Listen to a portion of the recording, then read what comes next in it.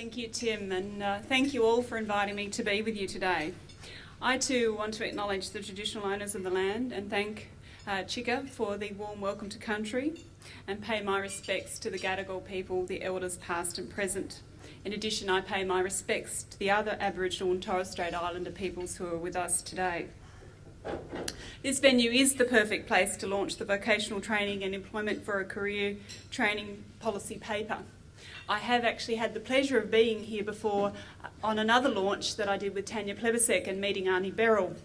I was also fortunate enough to be taken into the kitchen on that occasion with the trainees, where I was actually cooked up a kangaroo stir fry, which I have to say was delicious. So it is wonderful to be back here today.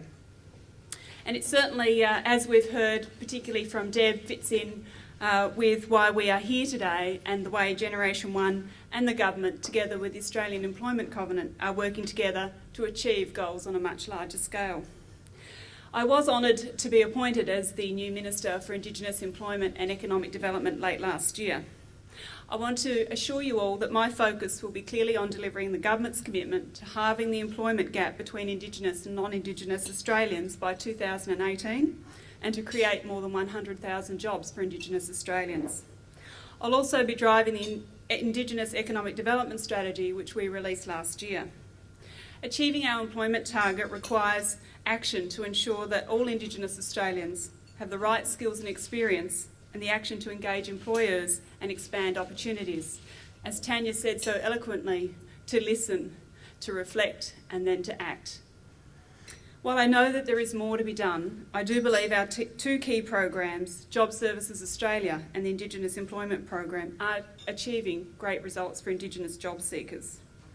I just want to run through some of the statistics, and we've heard about the Australian Employment Covenant and their commitments that they have for over 60,000 jobs.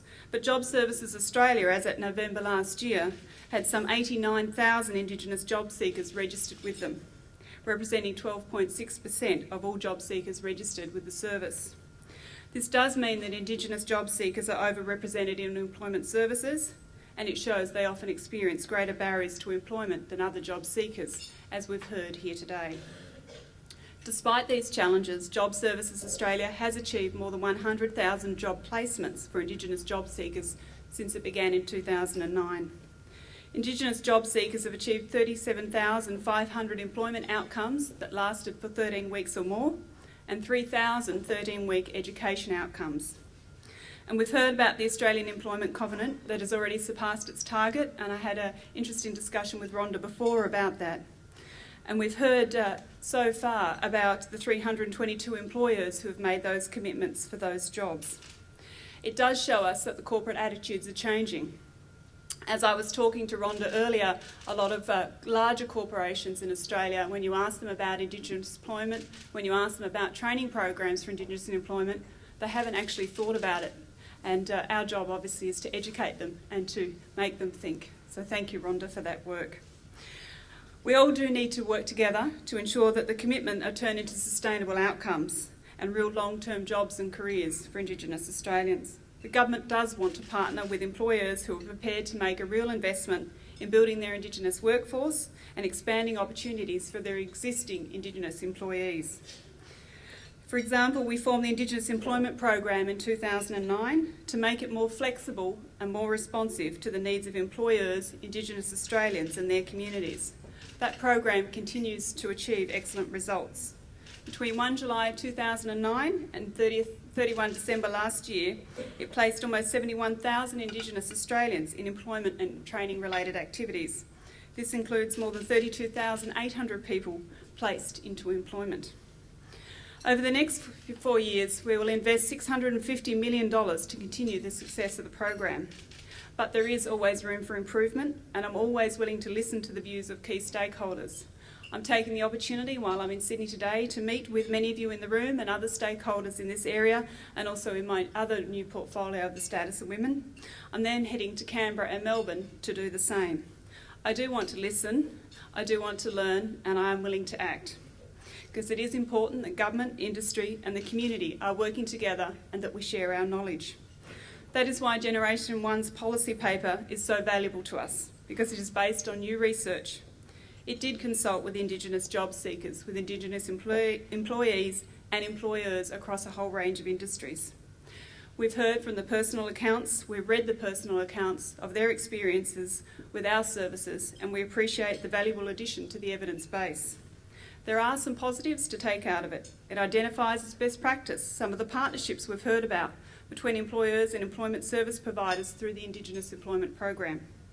Employers that we've heard about, such as Crown and Burswood Casinos, Karen Sheldon Catering, have all taken up the challenge and built highly successful Indigenous workforce development programs.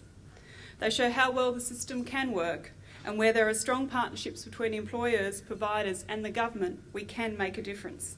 We need to make these examples of best practice the standard that all employers aspire to, and the level of service that all job seekers and employers can expect. The VTEC paper, as I'll refer to it, I understand Deb's given me permission for that now, notes that Job Services Australia has not met all the expectations of some job seekers and employers.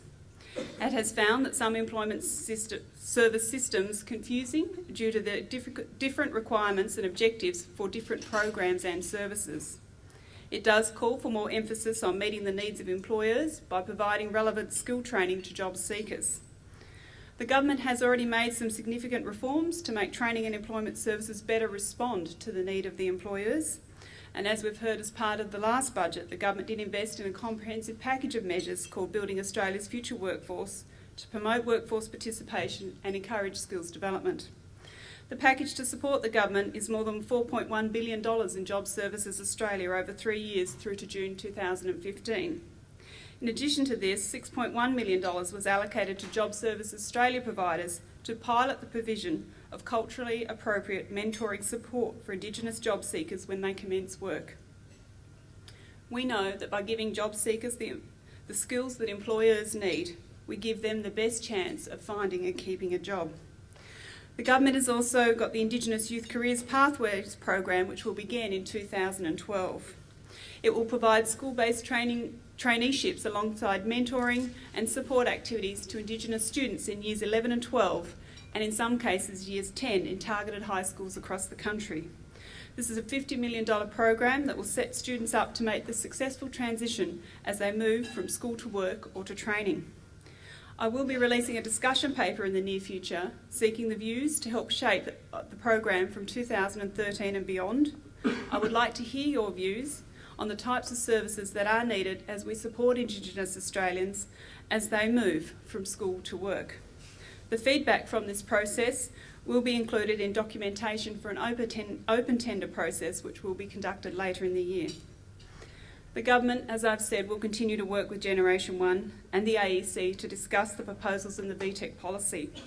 I am meeting with representatives of the organisations today. I am very passionate about getting to the target. It is an ambitious target, as it should be, because we have a lot of work to do. We have to close the gap, and I intend to do my part as the new Minister. Thank you.